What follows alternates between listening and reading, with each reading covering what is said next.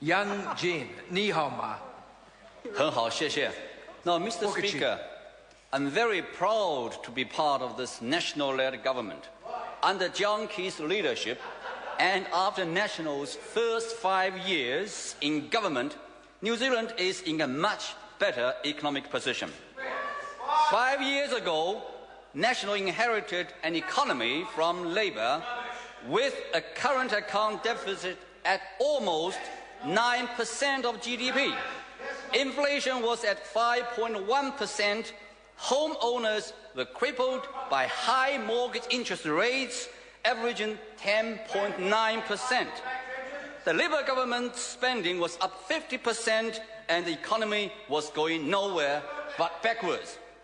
Mr. Speaker, 5 years on, and how things have changed.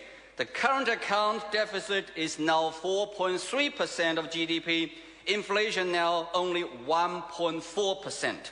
Mortgage interest rates now average 5.9%, so homeowners have been able to pay off their debt earlier. And we have reduced government spending despite the global financial crisis and the devastating Canterbury earthquakes. Mr. Speaker, 5 years ago, the economy was shrinking under the Labour government.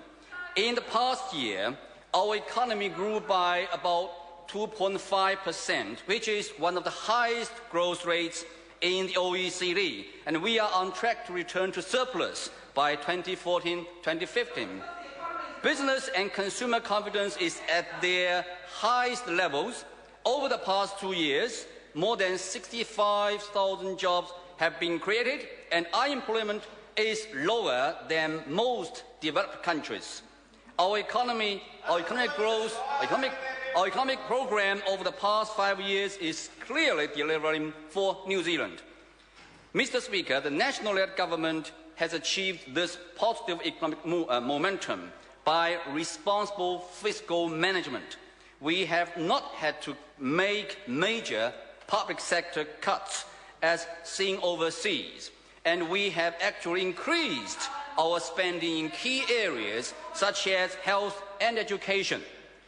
We have put in place plans which have made steady progress in delivering more jobs and higher incomes for New Zealanders, and we have a busy agenda to ensure that this progress continues as our good work is not done.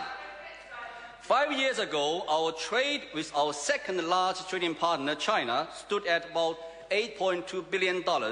We have worked hard at continuing that relationship. Now our trade volume with China has reached $17 billion.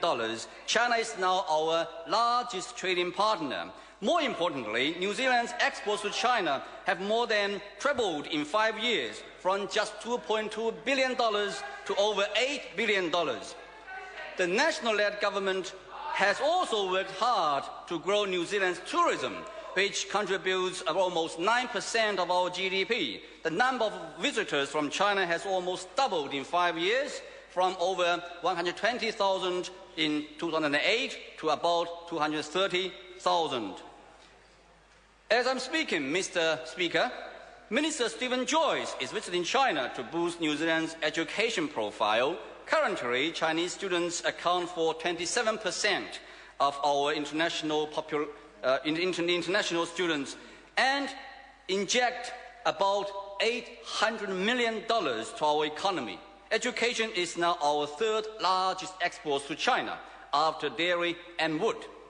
Mr. Speaker, needless to say, I'm very proud of what the national-led government has achieved in its first 5 years, and I'm confident that we will achieve more in the coming years.